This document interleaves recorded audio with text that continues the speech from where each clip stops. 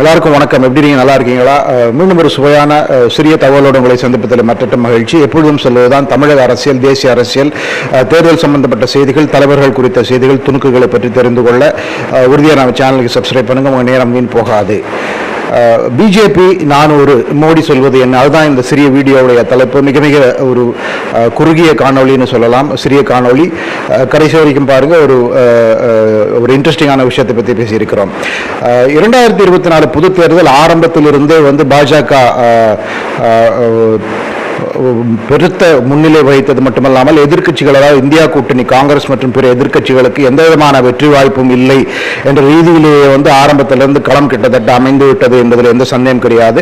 குறிப்பாக கடந்த ஆண்டு அக்டோபர் நவம்பர் மாதங்களில் நடந்த 5 மாநில சட்டமன்ற தேர்தல்களில் காங்கிரஸ் கட்சி படு தோல்வி அடைந்ததை தொடர்ந்து கிட்டத்தட்ட அந்த சூழ்நிலையிலேயே, அந்த நிலையிலேயே எதிர்க்கட்சிகள் எல்லாம் இந்த தேர்தல் ஒரு தோல்வியை தழுவக்கூடிய ஒரு தேர்தல் முடிவு செய்து விட்டது போல் தான் நடந்து கொண்டார்கள். அப்படிங்கிறதுல எந்த சந்தேகமும் கிடையாது. அங்கு தொடங்கி இன்று வரை தொடர்ந்து பாஜக அந்த 400 தொகுதிகளை நாம் வெல்ல வேண்டும், அப்கி பார் 400 பார் என்று ஹிந்தியிலே அந்த ஸ்லோகனை நரேந்திர மோடி மற்றும் பாஜக நிர்மாணித்து அதையே தான் திருப்பி இந்த தேர்தல் முழுக்க சொல்லி வருகிறார்கள் என்பதிலே எல்லோரும் அறிந்ததுதான். அதைத் தொடர்ந்து பல விவாதங்கள் நடந்திருக்கின்றன, தொலைக்காட்சி விவாதங்கள் நடக்கின்றன. ஒவ்வொரு தொலைக்காட்சி விவாதத்திலும் விவாதிக்கப்படுற விஷயம் என்னன்னு பார்த்தாக்க, பிஜேபி 400 வாங்காது, அது வாய்ப்பே கிடையாது அப்படிங்கிற ஒரு மாதிரி பேச்சுக்கள் தான் தொலைக்காட்சி விவாதங்கள், தேசிய அளவிலும் சரி தமிழக அளவிலும் சரி பல தொலைக்காட்சி விவாதங்களையும் பேசப்படுற விஷயம் அதுதான். 400 எல்லாம் பிஜேபிக்கு வாய்ப்பே கிடையாது. இதில் நாம் எல்லோரும் மறந்துவிட்ட ஒரு முக்கியமான விஷயம் என்ன சொன்னாக்க, ஒரு ஆட்சியை பிடிக்க இந்த நாட்டில் 542 தொகுதிகள் இருக்கின்ற பாராளுமன்ற அறுதி பெரும்பான்மை, சிம்பிள் மெஜாரிட்டி 50% ஆஃப் சீட்ஸ் என்னன்னு பார்த்தோம்னாக்க அது வெறும் 272 தொகுதிகள் மட்டுமே. அந்த 272 தொகுதிகளை பாஜக மிக மிக எளிதிலே கிராஸ் செய்துவிடும் அப்படிங்கிறது யாருக்கும் இப்பொழுது இன்றைய எந்த சந்தேகம் கிடையாது. தமிழகத்தை பொறுத்தவரை ஒரு சில தமிழ் மீடியாக்கள் இதை முற்றிலுமாக மாற்றி சொல்லுகின்றன அப்படிங்கிறத பார்க்க வேண்டும்.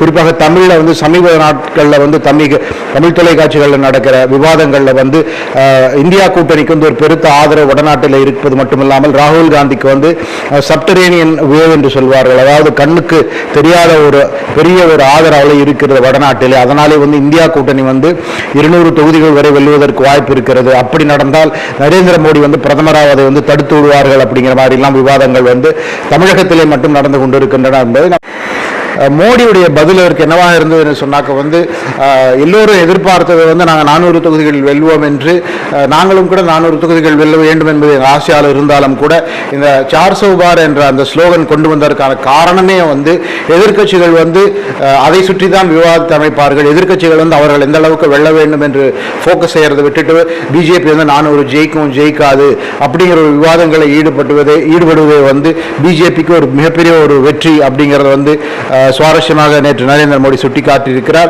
இதே கருத்தை தான் பிரசாந்த் கிஷோரும் கூட போன வாரம் சொல்லியிருந்தார்.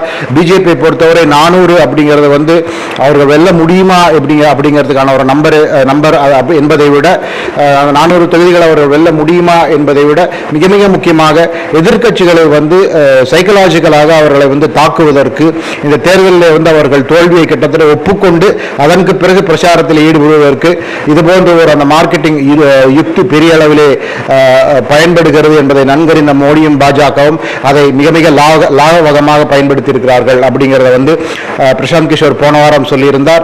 அதை பற்றி ஒரு காணொலி கூட நம்ம போட்டிருந்தோம், அதற்கு லிங்க் மேலே கொடுத்திருக்க.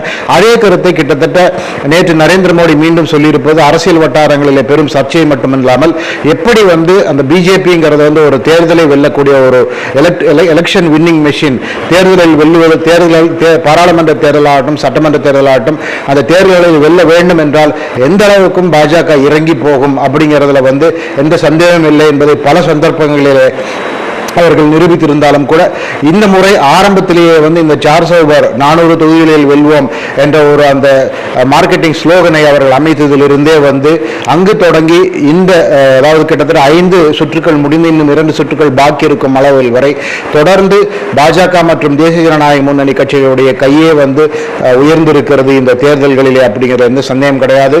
நரேந்திர மோடி அப்படிங்கிற ஒரு அந்த இந்த நாட்டின் the length and breadth of the country, இந்த நாட்டினுடைய எல்லா நிலப்பரப்புகளையும் எல்லா பகுதிகளிலும் மிக மிக நன்கடைந்த நரேந்திர மோடி, அமித்ஷா அந்த இருவரும் சேர்ந்து இது போன்ற தந்திரங்களை வகுத்து பாஜகவுக்கு பெருவெற்றி தேடி தருகிறார்கள் என்ற ஒரு எண்ணத்தை தான் நாம் கொள்ள வேண்டும். எந்த அளவிற்கு அவர்கள் நினைப்பது நடக்கும் என்பது ஜூன் 4 மாலை தெரியும். என்ன இருந்தாலும் எல்லோருமே இப்போது விவாதிப்பது என்னன்னு சொன்னால், பாஜக 400 வாங்காதே தவிர எதிர்கட்சிகள் எவ்வளவு வாங்கும், பாஜக தோற்குமா, இது போன்ற விவாதங்கள் இன்னைக்கு சுத்தமா மீடியாவில் இல்லை அப்படிங்கிற நம்ம குறிப்பிட்டு பார்க்க வேண்டும். அந்த அளவிலே இந்த 400 தொகுதிகள் வெல்வோம் என்ற ஒரு ஸ்லோகனை கூட ஒரு மிகப்பெரிய ஒரு தந்திரம், ஒரு மிகப்பெரிய வெற்றி அப்படிங்கிற எந்த சந்தேகம் கிடையாது. ஜூன் 4 மாலை காத்திருந்து பார்ப்போம் எந்த அளவிற்கு பாஜக வெல்லுகிறது. 272 எளிதாக வெல்லும் என்று சொல்லுகிறார்கள். பலருமே கூட 2019 வென்ற 303 தாண்டி விடுவார்கள் என்று சொல்லுகிறார்கள். இதுதான் பிரசாந்த் கிஷோர் சொல்லியிருக்கிறார். ஒருவேளை 350 400 வென்றுவிட்டால் இது ஒரு மிகப்பெரிய ஒரு இமாலய வெற்றி உள்ள தேர்தலாக பாஜகவுக்கு மாறிவிடும் என்பதில் எந்த சந்தேகம் கிடையாது. நரேந்திர மோடி 3வது முறையாக பெருத்த ஒரு மெஜாரிட்டியோடு ஆட்சி அமைப்பார். இனி 2029 பாராளுமன்ற தேர்தல் தான் காங்கிரசுக்கான வாய்ப்பு, ராகுல் காந்திக்கான வாய்ப்பு. அதற்குள்ளாக காங்கிரஸ் கட்சி எப்படி அந்த கட்சியை மாற்றி அமைத்துக் கொள்ளுகிறது, எப்படி மக்களுடைய மனதை வெல்ல திட்டமிடுகிறார்கள் என்பதெல்லாம் பொறுத்திருந்து பார்க்க வேண்டும். உங்க நேரத்துக்கு மிக்க நன்றி. இந்த ஒரு சுவையான விஷயத்தை பகிர்ந்து கொள்ள தான் வந்திருந்தேன். மிக்க நன்றி. Have a great day. மீண்டும் சந்திப்போம்.